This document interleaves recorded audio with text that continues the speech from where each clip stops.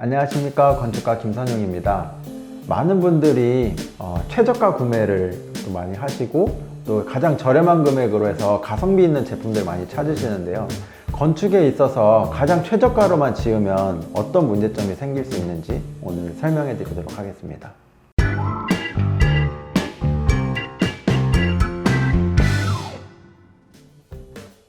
건축이라는 분야는 설계와 시공으로 나눠지는데 각각 분야에 있어서 최저가로 했을 때 좀 안 좋은 부분들을 살펴보려고 하는데요.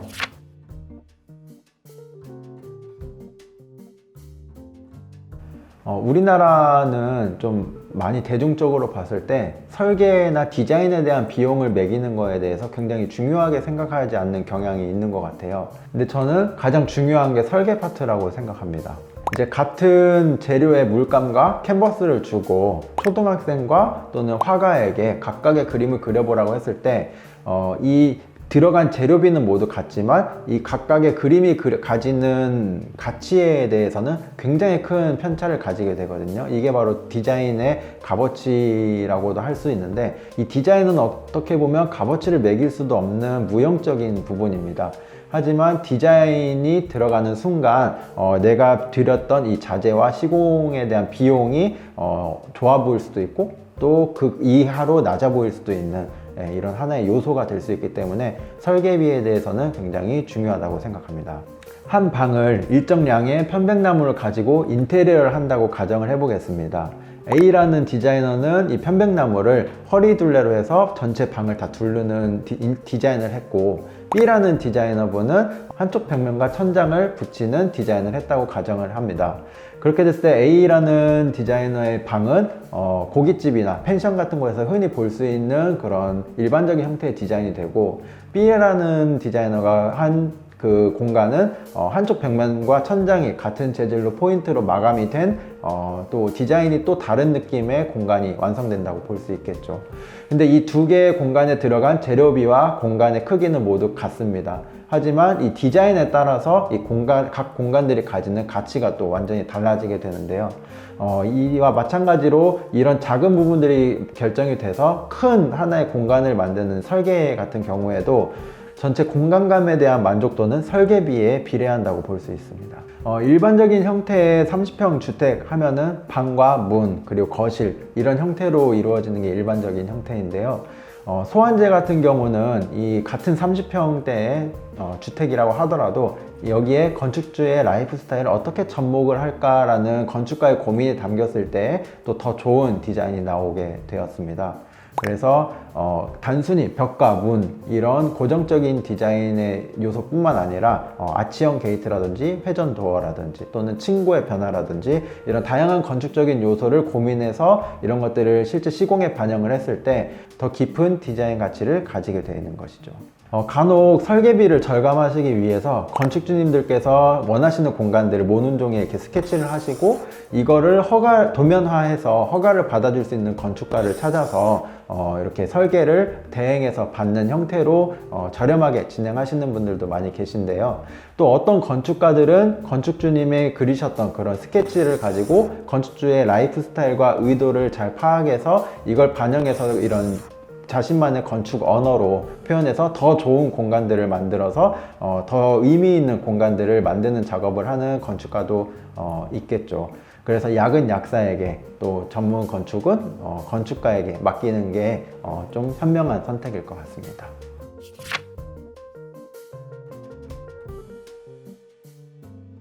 시공 파트에서 비용을 가장 저렴하게 하는 방법은 바로 직영공사죠. 근데 아까도 말씀드렸다시피 이 전문 지식이 없다 보면은 물론 비용은 저렴해질 수는 있겠지만 전체적인 숲을 보면서 시공을 해야 되는데 하나하나 나무만 보다 보면은 서로 어우러지지 못하거나 또는 하자가 발생이 되거나 예전에 했던 것을 다시 뜯어야 돼서 재비용이 들어가는 경우가 또 생기게 돼서 그럼에도 불구하고 또 퀄리티가 좋지 않게 완성이 되는 경우를 많이 봐왔습니다. 모든 분야가 마찬가지겠지만 절대 싸고 좋은 거는 없다는 것을 또 염지를 해주시고, 또 두 번째로 안으셔야 되는 리스크가 바로 하자 부담입니다.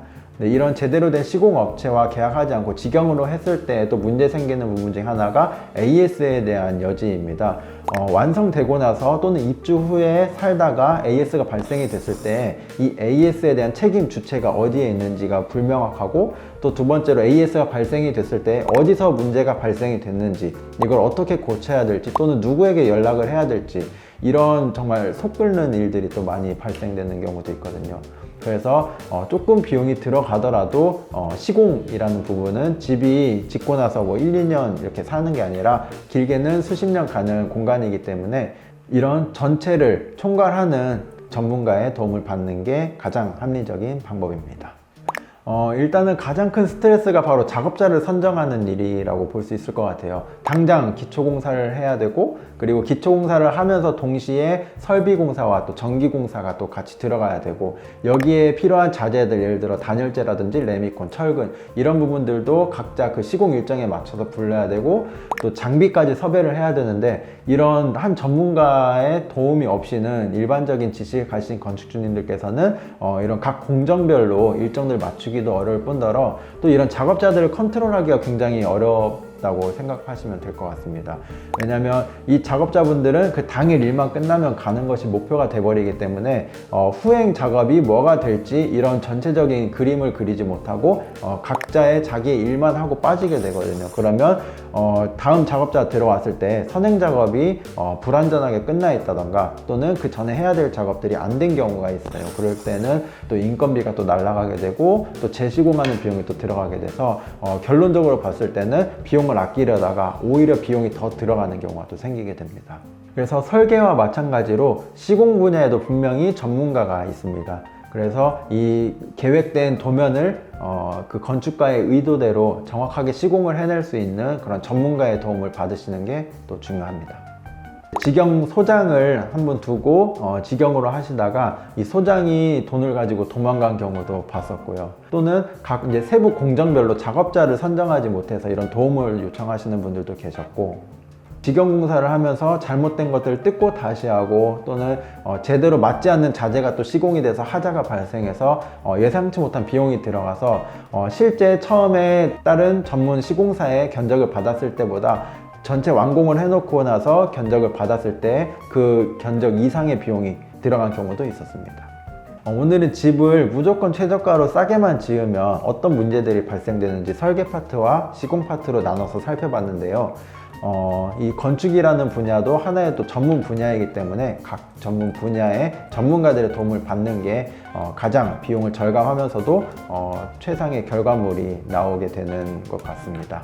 여러분들께서도 이 점을 꼭 양지하셔서 내 집 짓기 할 때 도움이 되셨으면 좋겠습니다. 다음에는 또 더 좋은 정보로 찾아오도록 하겠습니다. 이상 건축가 김선용이었습니다. 감사합니다.